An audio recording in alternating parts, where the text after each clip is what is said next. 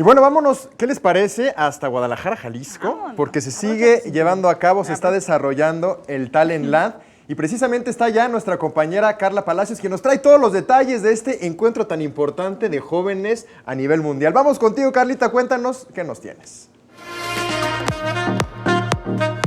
Spider-Man, Hulk, los Cuatro Fantásticos y Flash tienen algo en común: no son superhéroes. Así lo dijo el doctor en física Javier Santaolalla durante su conferencia La física en los superhéroes. ¿Pero quiénes son los verdaderos superhéroes? Santaolalla dijo que los verdaderos héroes son los científicos, pues el superpoder es la mente. Además, son capaces de ir más allá de las capacidades humanas, explotar y maximizar sus sentidos, una habilidad que no todos pueden hacer. Además de Javier Santaolalla, durante el cuarto día del Talent Land se llevó a cabo la premiación del concurso DJs, el panel de empresas mexicanas pioneras de blockchain, la charla sobre el cubo Rubik como deporte olímpico, así como la conferencia magistral del transbordador espacial hacia la colonización del Marte con Rodolfo Neri Vela, el primer astronauta mexicano en visitar el espacio. Carla Palacio, 21 Noticias.